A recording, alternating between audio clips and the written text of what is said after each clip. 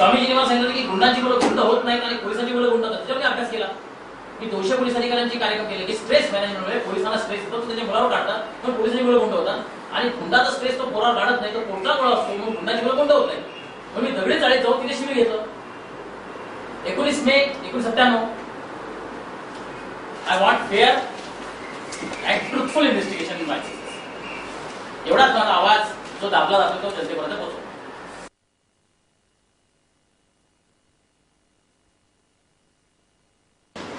बातम्या किती प्रसिद्ध होत आहेत यापेक्षा सुद्धा माझी बाजू समाजासमोर किंवा पत्रकारांच्या माध्यमातून येते की नाही हा महत्त्वाचा मुद्दा आहे.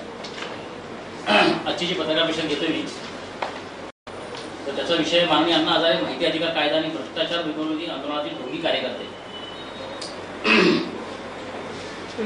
याच माझ्या सिरीज जी प्रेस कॉन्फरन्स मी घेणार आहे त्याच्यामध्ये उद्या मी मनशक्ती केंद्र हा विषय घेणार आहे.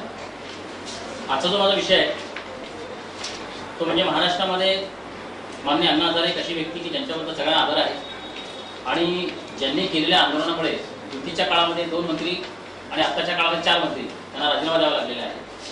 आणि म्हणून अण्णा हजारे ही एक व्यक्ती नसून ती एक शक्ती आणि सामाजिक आंदोलन माहिती अधिकार कायद्यासाठी त्यांनी केली लढाई याबद्दल उभ्या महाराष्ट्रात आदर आहे. परंतु अण्णांच्या या चांगल्या शक्तीचा माझ्या विरुद्ध जो गैरवापर होतोय त्याच्याबद्दल निषेध व्यक्त करण्यासाठी पत्रकार परिषद घेतली. ज्या स्वामी विज्ञानानंद यांच्या प्रेरणेने मी काम करतो त्या स्वामीजींनी 1993 18 नोव्हेंबरला प्रशासकीय इमारतीवरून उडी टाकून देहत्याग केला. तो भ्रष्टाचार विरोधी लढायला ताकद यावी म्हणून. स्वामीजींचं असं म्हणणं होतं की या पुढच्या काळामध्ये या देशामध्ये जी आर्थिक गुलामगिरी आहे त्याला मुख्य कारण हे भ्रष्टाचार असेल आणि म्हणून त्यांनी निषेध म्हणून आत्मसमर्पण केलं. स्वामीजींनी जाण्यापूर्वी माझ्याकडून जो संकल्प करून घेतला होता त्यात त्यांनी मुलांसाठी आणि राजकीय नेत्यांसाठी कार्य करणे आणि भ्रष्टाचाराच्या विरुद्ध लढाईसाठी मदत करणे हे संकल्प होते. म्हणून मी 1996ला 19 नोव्हेंबरला अण्णा हजारेंनी जे ऐतिहासिक आंदोलन सुरू केलं राळेगण सिटीमध्ये त्या आंदोलनात मी होतो आणि स्वामीजींनी या विषयावर केलेले जे संशोधन आहे त्याची पुस्तिका मी तिथे 5000 लोकांना वाटली होती. त्याहीपेक्षा माझं मोठं योगदान असं आहे की अण्णा हजारेंच्या राळेगण सिटीमध्ये जे यादव बाबा मंदिर आहे त्या यादव बाबा मंदिरामध्ये तिथं फोटो इथे दिलेला आहे त्या मंदिरात मी प्रार्थना करून अण्णा हजारेंच्या आंदोलनाचं भविष्य मी करतो आणि मी त्यात असं म्हटलं होतं की अण्णा तुम्ही ह्या जागेवर उपोषण करा, इथून तुम्ही जागा सोडू नका, कारण तुम्ही त्या मंदिरात बाहेर पडल्या तुमचा प्रभाव कमी होत जाईल. आणि 98 मध्ये चौफेर भविष्य दिवाळीला मी छापलं. अण्णांची मुलाखत छापली, अण्णांनी हे मान्य केली, त्याची मी तुम्हाला झेरॉक्स प्रत दिलेली. त्याच्यानंतर अण्णांचा माझा संपर्क राहिला, त्यांची मला पत्रं केली, त्यांच्या चळवळीत सहभाग घेतली. परंतु ज्या लोकांनी 2002 नंतर माझी फसवणूक केली, विशेषतः मिस्टर प्रदीप देहडकर हे ब्रेनवे इन्फोटेक कॉर्पोरेशनचे जे संचालक आहेत यांनी माझी फसवणूक केली आणि त्यांनी अण्णांकडे जाऊन माझी बदनामी केली. अण्णांचे निकटवर्ती सहकारी अंबादास भोसले यांनी अण्णांची त्याची भेट घालून दिली आणि पुण्यातले एक पत्रकार आणि या तिघांनी म्हणून माझ्या विरुद्ध कारस्थान केलं. म्हणून मी अण्णांना 24 सप्टेंबर 2003 म्हणजे सविस्तर पत्र पाठवलं की अण्णा हे जे लावालाव्या करणारे लोक आहेत, जसं तुमच्या भ्रष्टाचार आंदोलनाचे कार्यकर्ते पण काही काही करप्शन करतात, त्याच्यामध्ये अनेकांच्या विरुद्ध खटले दाखल झालेले आहेत. तर अशा परिस्थितीमध्ये लावालाव्या करण्यापेक्षा अण्णा तुम्ही समोर माझ्या पत्राला उत्तर द्या. जे अण्णा माहिती अधिकार आंदोलनासाठी मदत करतात ते अण्णा माझ्या पत्राला उत्तर देत नाही. त्यांनी 24 सप्टेंबरच्या पत्राला मला उत्तर दिलं नाही. मग मी 16 नोव्हेंबरला त्यांना परत पत्र लिहिलं, त्याचंही त्यांनी मला उत्तर दिलं. 2 वेळा मी राळेगणला अपॉइंटमेंट घेऊन गेलो, 2 वेळा अण्णा गायब झाले. पुण्यात फिरोती गेस्ट हाऊसला गेलो, तिथे भेटीची वेळ ठरली, 3 मिनिटात पोहोचलो, तिथून अण्णा गायब झाले. राळेगण स्थितीला शर्मा तिचे सेक्रेटरी सांगतात की आता अण्णा गेलो, दोन्ही खोल्यातून फुल पावलेले. मग जे अण्णा रात्री 12-12:30 गवळीच्या विषयीला अशा वेळेला भेटतात की खून प्रकारचा आरोप झाला तर ठाकरे भेटतात, ते वास्तुशाला का भेटत नाही? म्हणून मी राळेगण सिद्धीला मी परवा डिक्लेअर केल्याप्रमाणे मी उपोषणाला बसणार होतो. मला उपोषणाला त्यांनी परवानगी दिली नाही. त्यांची शर्मा त्यांनी सांगितलं की नाही आम्ही तुम्हाला परवानगी देणार नाही. मग अण्णा हजारे मंत्र्यांच्या विरुद्ध उपोषण करतात, त्यांना परवानगी मिळते, मला का नाही? मला हे सामाजिक न्यायच कळत नाही. म्हणून माझ्या आजच्या ज्या मागण्या आहेत त्या अशा आहेत ज्याची आपण दखल घ्यावी की माननीय अण्णा हजारे यांनी माझी पत्राला उत्तर दिले नाही, त्याबद्दल त्यांनी खुलासा करावा. दुसरा मुद्दा माझा असा आहे की अण्णांचे निकटचे सहकारी श्री अंबादास भोसले यांच्या विरुद्ध बदनामी कारस्थान करतात याचे पुरावे माने अण्णा दिले आहेत तरी त्यांनी कारवाई का केली नाही. म्हणून या अंबादास भोसले आणि अण्णांच्या सहकार्याने पुढच्या 7 दिवसात माझी जाहीर माफी मागितली नाही तर त्याच्यावर मी अग्रिम कारवाई करणार आहे.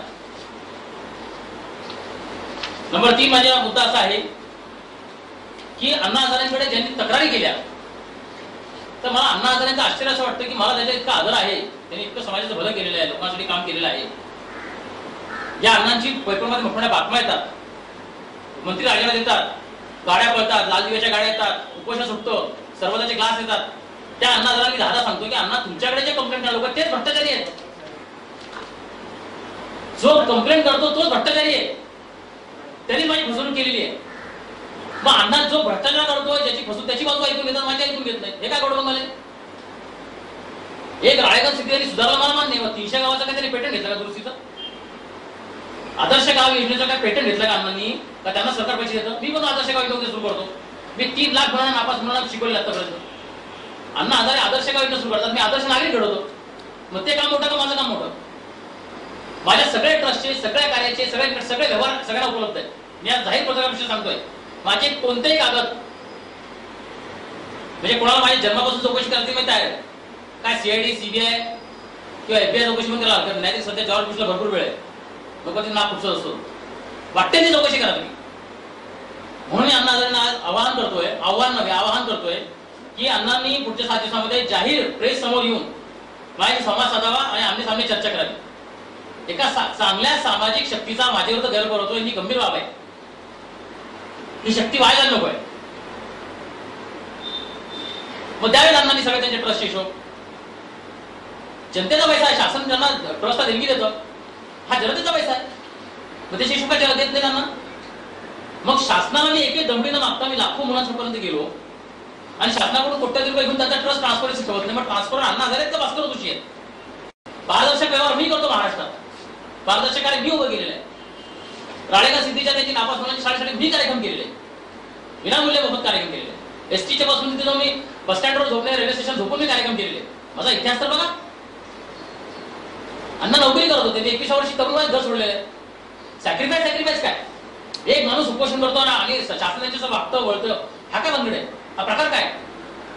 महात्मा गांधीच्या काळामध्ये उपोषण होतं, याचं कारण त्या काळात आपल्या हातात कायदे नव्हते. मग त्यांनी एक महान असं शस्त्र निर्माण केलं ब्रिटिशांच्या विरुद्ध लढण्यासाठी. आता कायदे करून नाहीत. अण्णांना वाटतं हा मंत्री भ्रष्टाचारी, केस करा. उपोषण का करतात ते?